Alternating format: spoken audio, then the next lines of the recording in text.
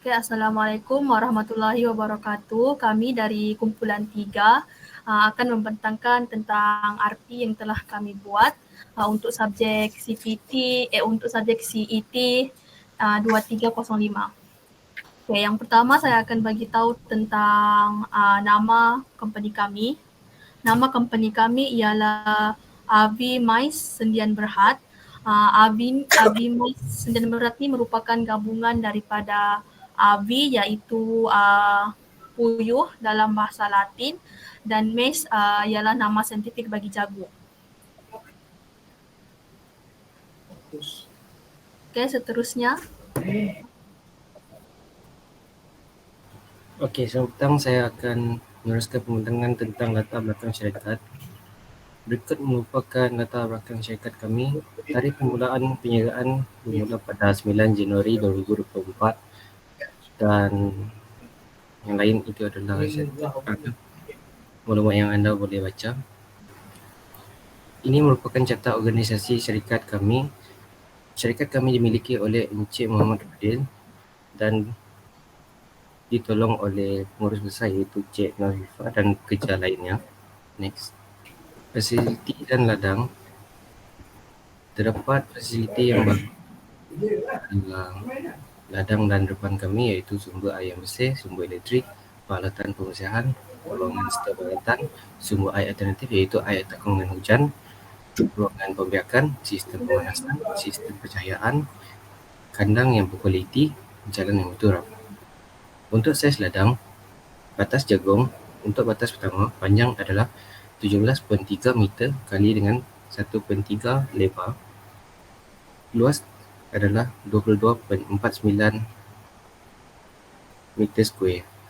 Untuk batas 1 dan batas 2 adalah sama. Untuk depan puyuh, panjang adalah 6.1 meter, darab dengan lebar 1.6 meter. Total luas adalah 9.7 meter square. Berikutnya untuk visi dan misi. Visi syarikat kami adalah menjadi pilihan utama pelanggan dan pemborong dalam sektor pemakanan burung puyuh dan jagung di Malaysia. Untuk misi syarikat kami adalah meningkatkan produktiviti dan kecekapan dalam pengeluaran burung puyuh dan tanaman jagung, menyediakan produk burung puyuh dan jagung berkualiti tinggi untuk memenuhi pasaran tempatan dan antarabangsa. Seterusnya, mewujudkan rangkaian pasaran yang kukuh untuk Avi Mais Sendian Berhad bagi memastikan kestabilan pendapatan. Seterusnya, sistem pengeluaran tanaman jagung. Sistem pengeluaran yang kami gunakan ialah sistem secara manual, iaitu menggunakan tenaga manusia atau pekerja seperti membersihkan kawasan, mengembur batas, membaja dan mengapur serta menyemai biji benih. Seterusnya, kelebihan sistem pengeluaran dari segi kewangan. Sistem secara manual ni memerlukan kos yang lebih rendah, kos input yang lebih rendah. Sebagai contohnya, sistem secara manual tidak memerlukan kos awal yang untuk membeli alatan teknologi dengan kegunaan berbeza seperti mesin mengembur dan mesin membajak. Kemudian, kelebihan sistem pengeluaran dari segi kecekapan dan segi kecekapan pengeluaran. Sistem secara manual lebih cekap dan berkesan. Contohnya, kerja secara manual dapat melibatkan individu melihat keadaan pokok dengan lebih jelas.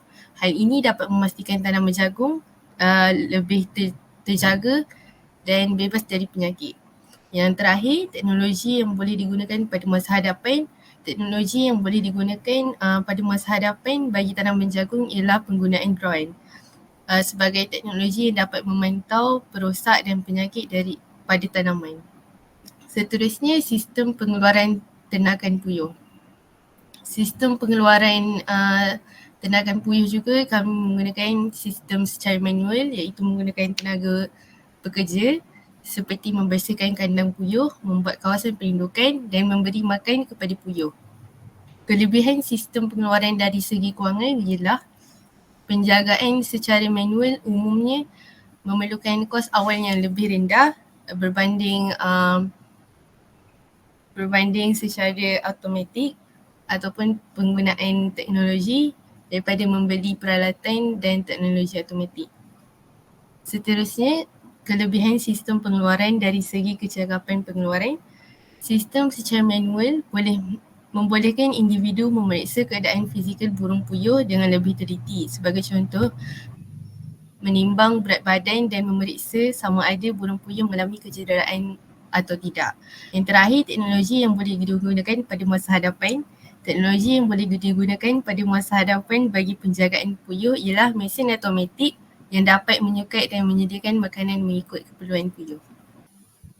Okey, seterusnya statistik permintaan dan bekalan bagi burung puyuh.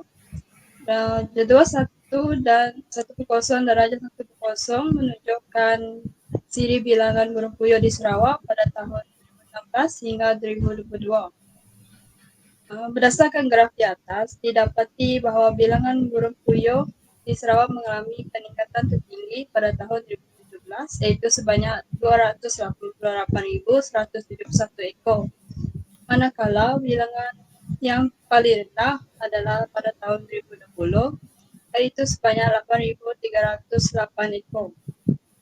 Secara keseluruhan, bilangan burung puyuh di Sarawak dilihat menurun secara mendadak.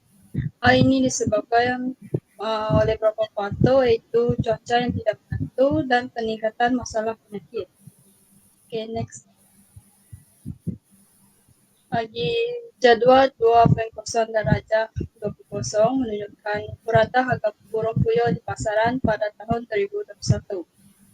Berdasarkan graf bar di atas, purata harga burung puyuh melalui saluran borong ialah 20.05, lalu diikuti purata harga burung puyuh melalui saluran runcit iaitu 19.35.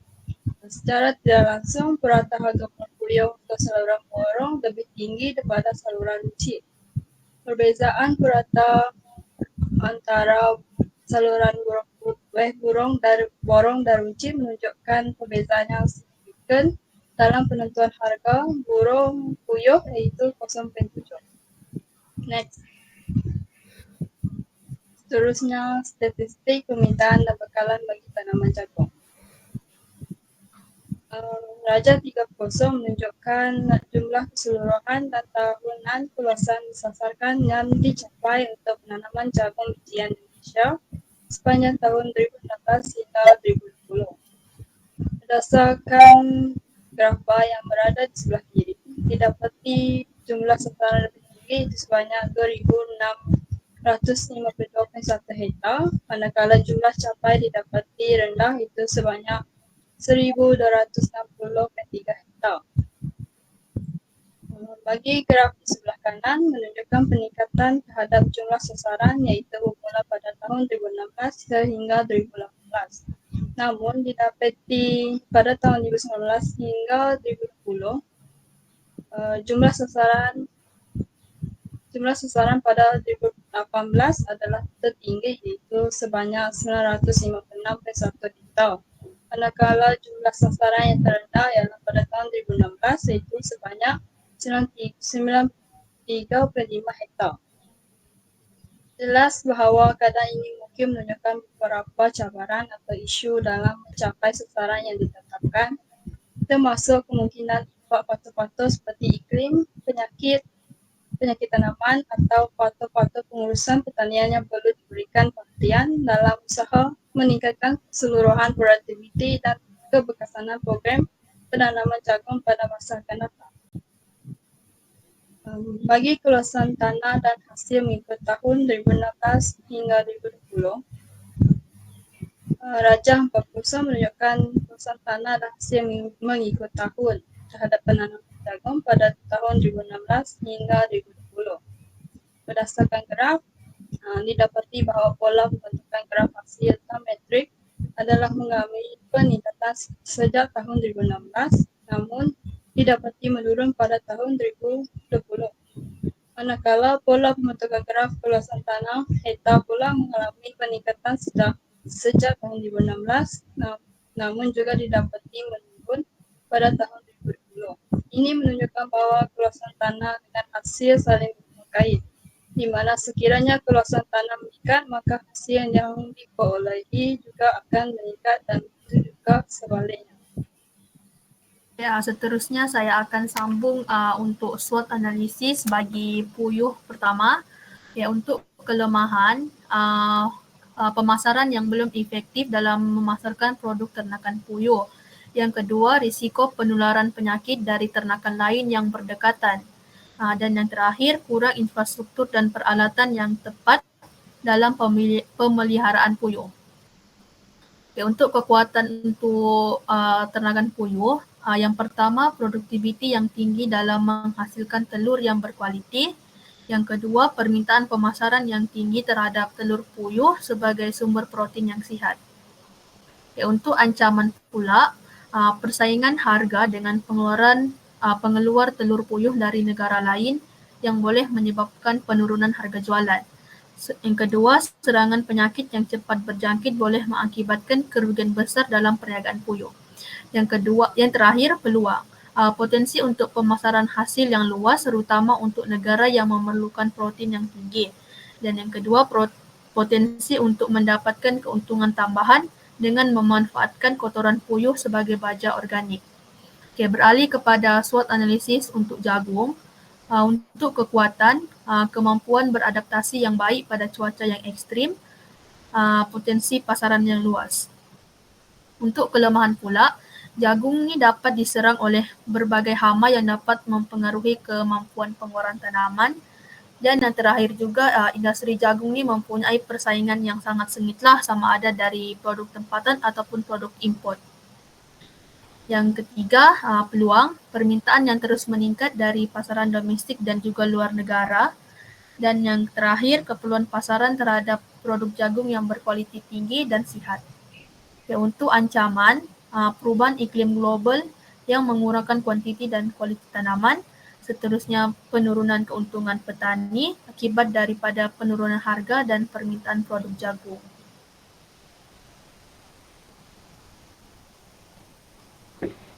Okey, masuk kepada kaedah pemasaran. Yang pertama, produk. Produk yang dijual ialah puyuh yang belum disembelih dan juga daging puyuh yang telah dibersihkan. Selain itu, kami juga menjual jagung yang telah dipetik dari pokok. Seterusnya, yang kedua ialah harga. Kami menjual RM35 sekilo bagi puyuh dan RM RM2.20 untuk setongkol jagung. Okey, yang ketiga, promosi. Syarikat ini mewar-warkan produk melalui media sosial seperti aplikasi WhatsApp dengan menghantar mesej berantai serta membuat poster. Okey, masuk yang keempat ialah tempat. Tempat pula sekitar dalam Universiti Putra Malaysia, kampus Bintulu dan kawasan yang berdekatan. Yang kelima ialah proses. Pemberian makanan mengikut purata keseluruhan berat puyuh dengan mengira menggunakan nisbah pertukaran makanan iaitu NPM. Manakala bagi jagung pula, pemberian baja dengan secukupnya dan melakukan pengawalan perosak tanaman dengan sebaiknya. Yang keenam, orang. Staf orang yang jadi tumpuan ialah staf dan masyarakat luar yang duduk di sekitar luar Universiti Putra Malaysia, kampus Bintulu Sarawak. Ini adalah untuk fokus kepada orang yang pembeli.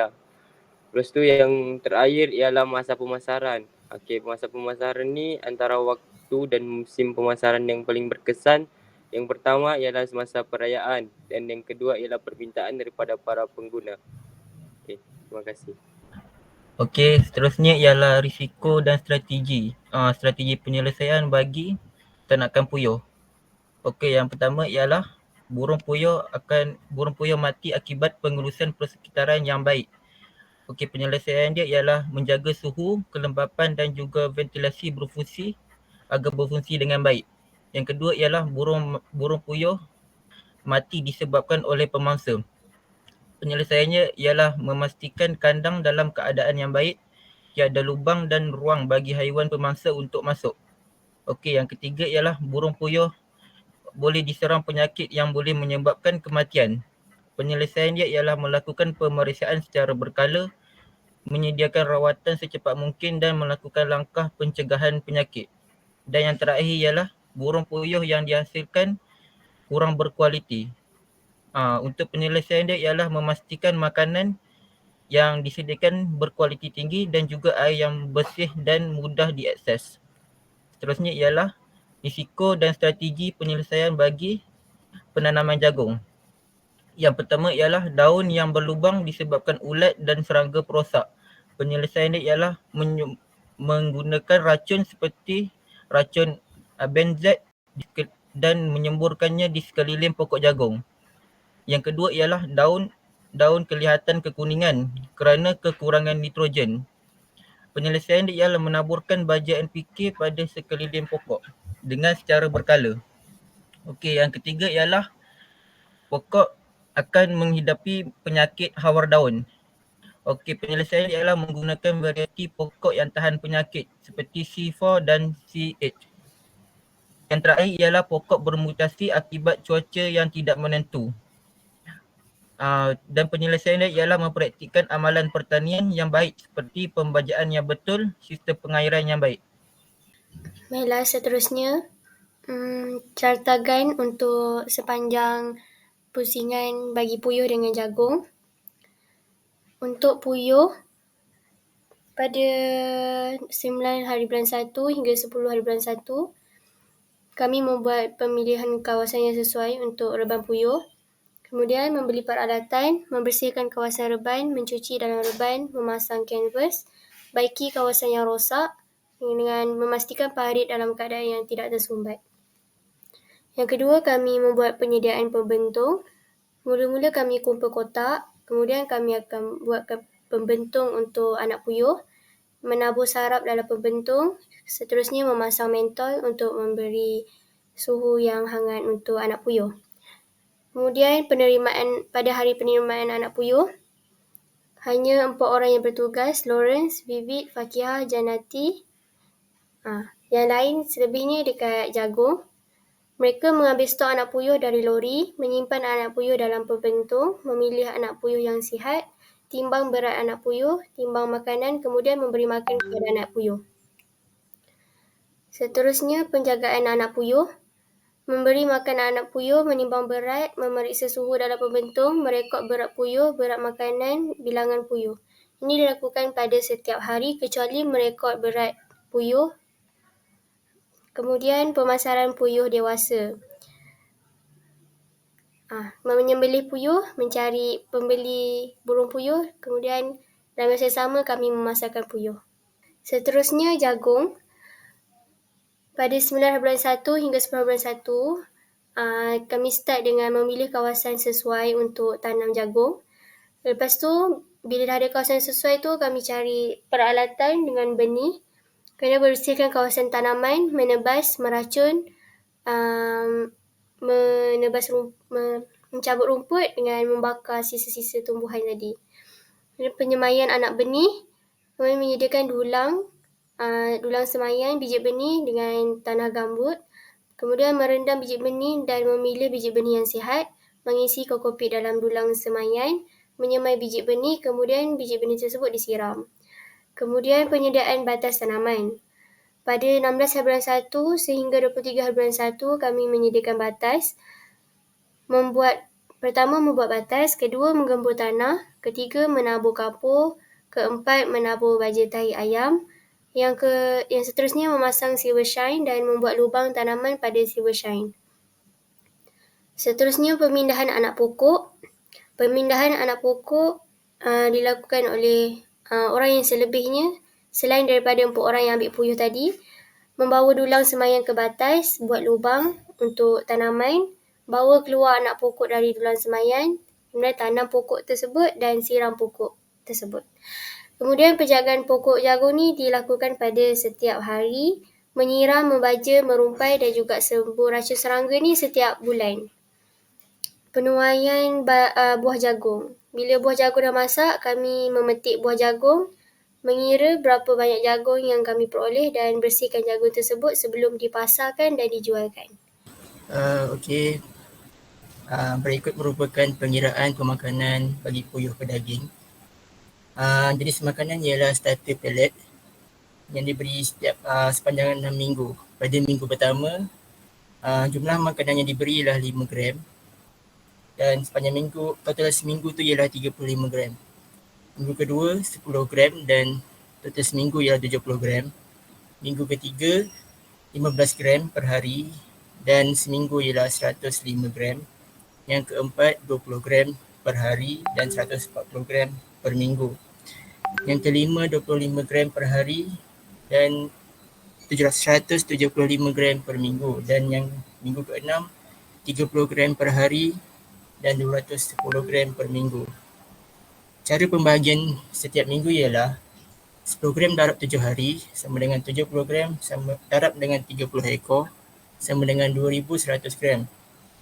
Jadi 2.1 kg total makanan untuk minggu kedua. 2.1 kg bagi dengan 7 hari sama dengan 0.3 kg per hari.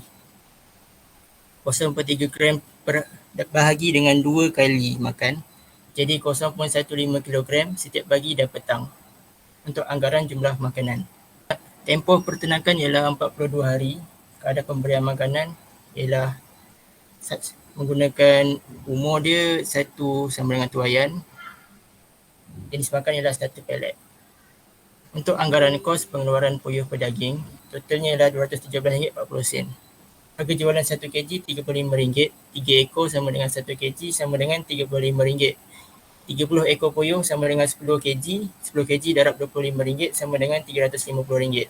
Jadi untung kasar ialah RM350 dan keuntungan bersih ialah RM132.60. Ini merupakan anggaran untung kasar pengeluaran puyuh pedaging sepanjang 1 tahun. Jadi untung kasar ialah totalnya RM2,100 dan untung bersih ialah RM765.60 untuk 1 tahun. Okey, seterusnya ialah anggaran kos pengeluaran jagung. Jadi dekat jadual tu kita dapat lihat di mana merupakan bahan mentah dan juga peralatan yang diperlukan untuk penanaman jagung. Di mana total jumlah kos pengeluaran ataupun modal sebanyak RM172.80. Berdasarkan pengiraan yang dilakukan, di mana satu pokok bersamaan dengan dapat menghasilkan 2 tongkol jagung. Jadi untung kasar yang kami anggarkan ialah RM2.50 bersamaan dengan 1 tongkol. Darab dengan jumlah pokok, darab dengan jumlah tongkol yang dilakukan bagi setiap pokok ialah RM640 untuk untung kasar. Manakala untung bersih pula ialah RM467.20.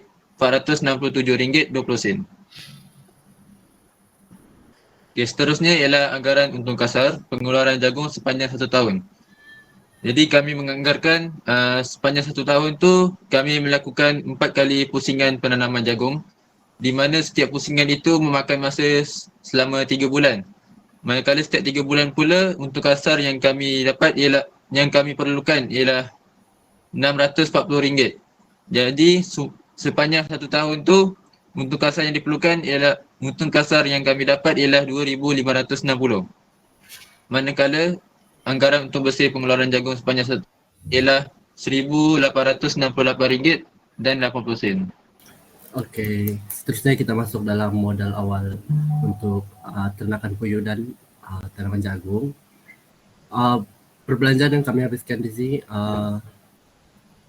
perbelanjaan keseluruhan RM334.46.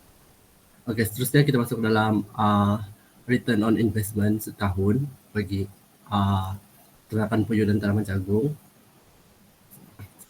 Seperti yang saya cakap tadi, modal yang kami keluarkan adalah RM334.46 dengan bilangan anak puyuh 30 ekor, bilangan jagung yang berjaya kami tuai 256 tongkol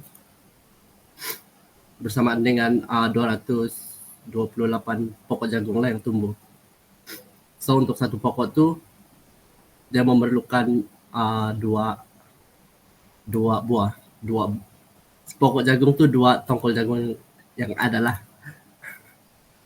Untuk purata berat setongkol jagung 400 gram. Untuk purata berat seekor puyuh dewasa 450 gram. Untuk harga per kilo puyuh RM RM35, untuk sekilo jagung RM7.